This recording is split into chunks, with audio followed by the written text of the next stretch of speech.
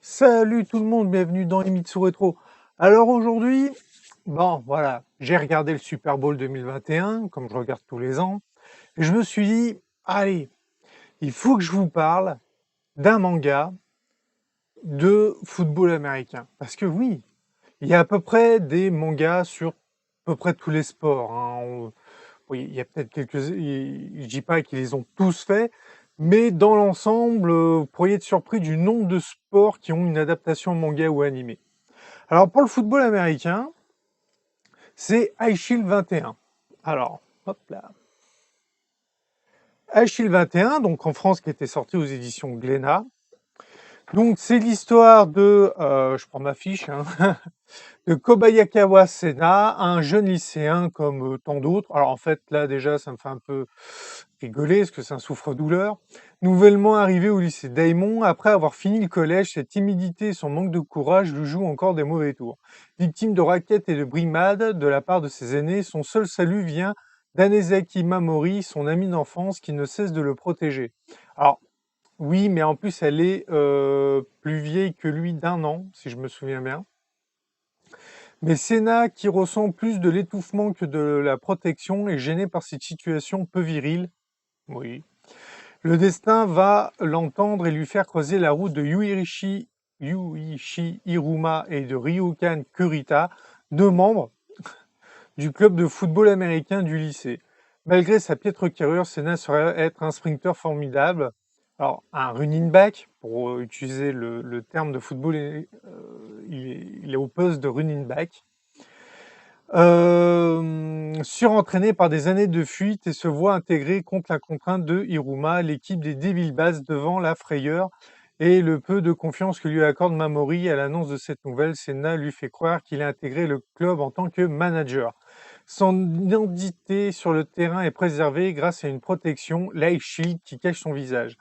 Il devient alors le joueur connu sous le nom d'Achille 21, bon, 21 étant son numéro. Très vite, Senna va s'illustrer sur le terrain lors du premier tournoi interlycée et s'attirer l'admiration de Mamori qui ignore toujours sa véritable identité.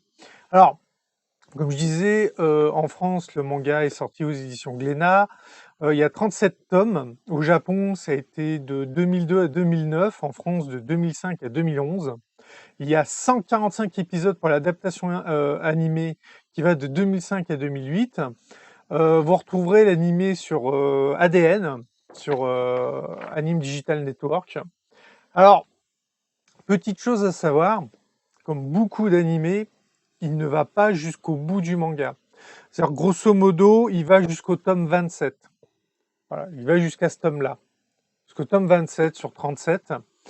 Ce qui est un peu, je trouve, aberrant, parce que tout le long de la série, ils vous disent le tournoi qu'il faut gagner, c'est pas le tournoi, c'est le Christmas Ball.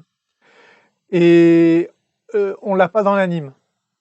C'est la dernière partie de l'histoire et il n'est pas dans l'anime. Donc c'est un peu bon, voilà, oui, Christmas Ball, Big Clack, il n'est pas dans l'anime. Pire encore, l'anime s'arrête à la demi-finale du tournoi. C'est,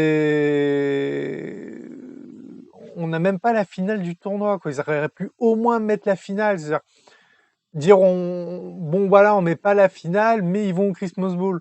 Parce que et là, non, on n'a même pas la finale, on n'a même pas le match de finale. Il y a une petite subtilité, il faut connaître. L'El Shield, c'est effectivement la visière de protection qui est sur le casque des joueurs de football américain. Alors, lui, il a un L Shield qui est teinté. Bon, là, qui est teinté vert.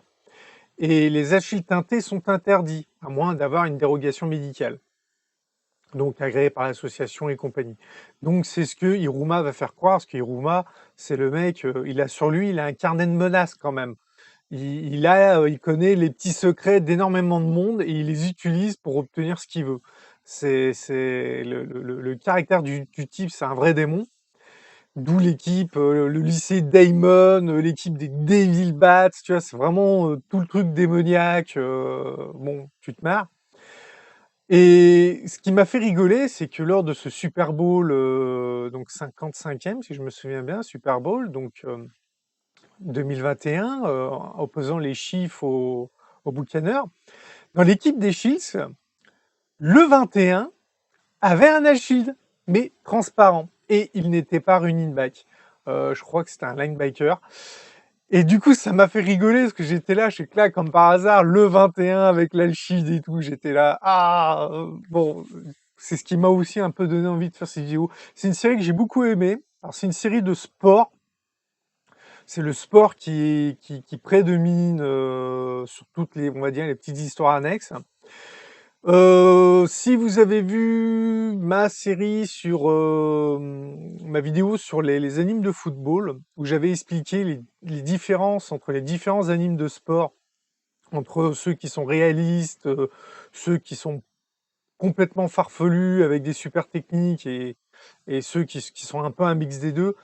Euh, Concrètement, chez le 21, c'est vraiment dans le farfelu, c'est-à-dire que pas tous les joueurs, mais tous les joueurs stars ont des super techniques, voire plusieurs super techniques. Alors, en animé, c'est génial à voir. En bouquin, bon, un peu moins, mais en animé, c'est génial à voir. Moi, c'est une série que j'aime beaucoup. Maintenant, que dire de plus sur cette série pour vous convaincre d'aller la voir? Alors, juste une chose, donc effectivement, elle est disponible sur ADN. Donc, vous allez dire, oui, mais j'ai pas envie d'aller m'abonner pour regarder juste un anime et tout. Souvent, ADN, vous pouvez regarder les épisodes gratuitement en regardant de la pub. C'est-à-dire, vous tapez des pages de pub et vous regardez l'épisode gratuitement. Par contre, vous n'aurez pas forcément toute la série. Au bout d'un moment, il est obligé de t'abonner. Quand j'ai voulu faire ma vidéo, les animes qui parlent d'animés, jeux vidéo et manga, quand j'ai voulu parler de Bakuman, j'ai re-regardé la série. Et au début, j'ai regardé la première saison en regardant les pubs. Et pour regarder la saison 2, la saison 3, j'ai été obligé de m'abonner, de me réabonner. Parce que bon, financièrement, c'était un peu raide. Donc, je m'étais désabonné pour économiser de l'argent. Du coup, j'ai dû me réabonner pour regarder la saison 2 et la saison 3. Et donc là, Achilles, ça probablement pareil. C'est découpé en 3 saisons. Vous arriverez probablement à regarder la première saison gratuitement. Peut-être. Honnêtement, j'ai pas vérifié. Mais je pense pas que vous regarderez tous les 145 épisodes gratos. Moi, c'est une série à l'époque, j'avais regardé en animé, en fin de sub, hein, automatiquement à l'époque, mais que j'avais beaucoup aimé. C'est ce qui m'avait fait acheter les bouquins. Parce que les bouquins sont sortis en France à peu près en même temps que l'animé est sorti au Japon. Voilà, bonne série. Alors bon, il y a pas mal de trucs comiques, de trucs assez délirants. La relation entre Mamori et Senna, elle est là, elle le surprotège, et en même temps, elle admire Achille 21, parce qu'elle sait pas que c'est lui, et qu'elle lui dit toujours, ouais, mais t'as vu, il est petit comme toi, mais il fait du foot américain, il se défonce, il a pas peur des grands gaillards, t'as vu comme il est fort, il a peur de rien, faut que tu t'inspires de lui. Et toi, t'es là, non, mais c'est lui, arrête un peu. Et le nombre de personnes que Hiruma va faire chanter pour aider à protéger le secret le plus longtemps possible, parce que bon, automatiquement, il va arriver à un moment ou à un autre où elle va finir par le découvrir. Mais et encore, ça dure un moment, hein, parce que il y a que elle qui le sait pas. C'est toute l'équipe est au courant, mais pas elle, quoi. Et ils sont tous là, ouais, non, il est parti faire une course et tout. Enfin, ils trouvent toujours des excuses à la con. Alors bon, le personnage d'Iruma, moi, il me fait délirer, parce qu'en plus, bon, le petit côté machiavélique et tout, puis il est toujours là avec des armes. Alors, à force, on sait pas si c'est des vrais ou des faux. C'est là que c'est un peu délirant. Il a des caches d'armes un peu partout.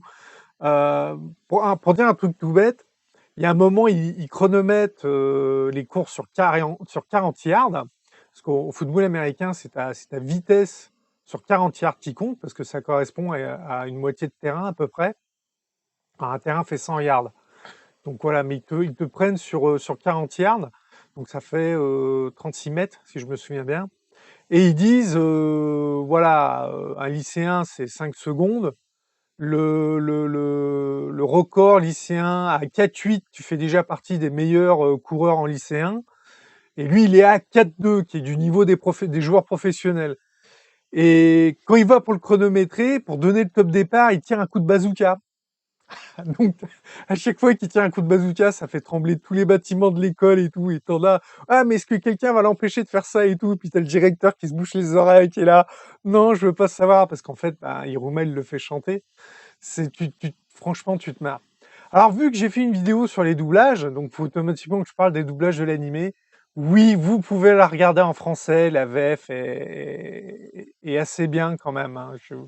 Il y a juste, moi, le seul bémol que j'ai, voilà, vu que j'adore Hiruma, je préfère la voix en japonais, parce qu'il a une voix un peu, il a une façon de parler un peu spéciale, il a une voix un peu cassée, sur les graves, enfin, il a une façon de passer un peu spéciale, et surtout, c'est qu'il est toujours en train de gueuler. C'est, par exemple, quand il tire à la mitrailleuse et tout, il est là, mais avec l'accent texan un peu, et ça, en français, on l'a pas aussi bien. On l'a pas mal, mais pas aussi bien qu'en VO. Mais c'est vraiment, on va dire vraiment le seul personnage où tu es là, tu dis, ouais, ce personnage-là, il est un peu mieux en VO, mais dans l'ensemble, non, la VF est très correcte.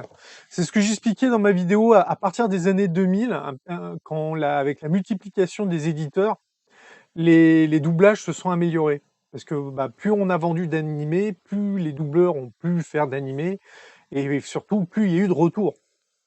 C'est-à-dire que au début, quand ils se contentaient de rééditer les séries des années 80-90, c'était ceux qui les avaient vues à l'époque quand ils étaient gamins, quand ils les achetaient, donc ils tenaient à leur VF de l'époque.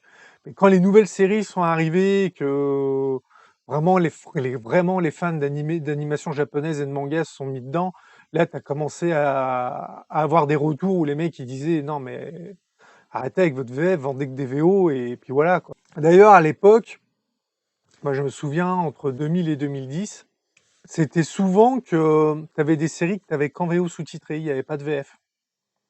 Et souvent, il fallait attendre. Alors, tu avais une version simple qui était qu'en VO sous-titré, et tu attendais la version collector pour dire pour avoir une VF. Puis après, petit à petit, ça s'est inversé. C'est ça qui était marrant. Ça s'est inversé où il fallait la collector pour avoir la version sous-titrée. C'était, enfin bon, ça a été un peu, voilà. Bref, très bonne série. Je vous la recommande. Si vous aimez le football américain, si vous voulez découvrir le football américain, parce qu'ils expliquent beaucoup les règles. Moi, si je peux suivre je regarde du foot américain depuis que je suis gamin. À l'époque, je regardais sur Canal+. Mais je regardais sans vraiment comprendre les règles. Et en fait, ce qui m'a vraiment permis de comprendre les règles, c'est Achille 21. Alors, bien sûr, après, je suis allé consulter, vérifier des trucs. Mais les règles sont bien expliquées, surtout dans l'animé. Parce qu'elles sont expliquées par un joueur professionnel japonais. Ils ont une ligue de football américaine au Japon. Et la ligue de football américaine japonaise a son, on va dire, a agréé l'animé. Tu as le logo de la ligue dans l'animé et tout. Donc, non, les règles, c'est vraiment les règles. Alors après, c'est le problème. Est-ce que les Japonais ont des petites divergences de règles par rapport aux Américains? Je ne sais pas. Mais je sais que quand je regarde les matchs américains, j'ai encore pas vu de règles que je connaissais pas, quoi. Donc, après, il y a des choses qui évoluent. Alors après, bon, allez, juste pour la conclusion, pour revenir au smash de Super Bowl, il y a eu quand même un fait très marquant, puisqu'on a eu la première femme arbitre au Super Bowl, parce qu'il y a déjà eu des femmes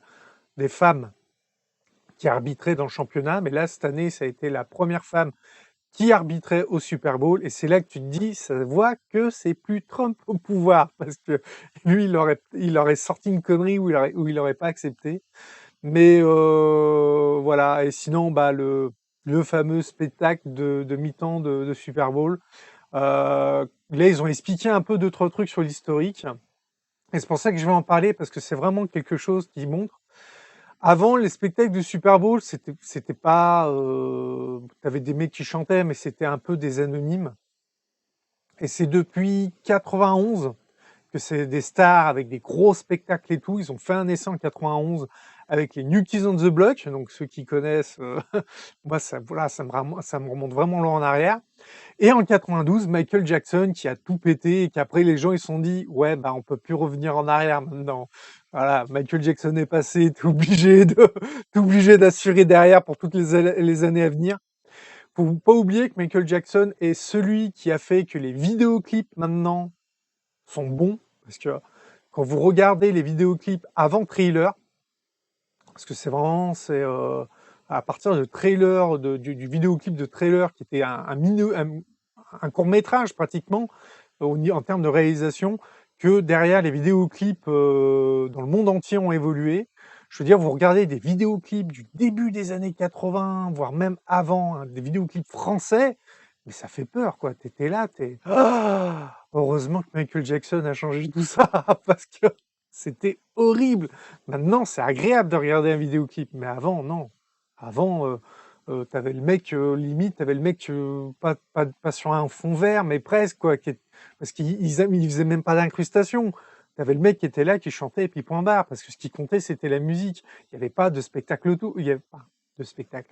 Tu avais pas, tout ce qu'il y a autour et qui fait qu'un vidéoclip est bon.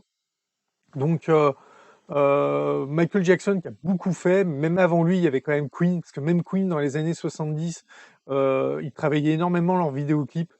Mais ça s'est vraiment démocratisé à partir de Trailer de Michael Jackson. Enfin bref, ça sera tout pour cette vidéo sur Achille 21. Je vous dis à bientôt. N'oubliez pas, abonnez-vous, le j'aime, partagez si ça vous plaît. Un petit commentaire, c'est toujours sympa. Si vous connaissez la série, parlez-en pour donner envie à d'autres gens de vouloir la faire. Vous aurez plus de chances de la trouver en occasion que neuf, parce que comme c'est une série qui date un peu, je sais pas, je sais pas si Glénat l'édite encore en fait. Allez, à plus, bye.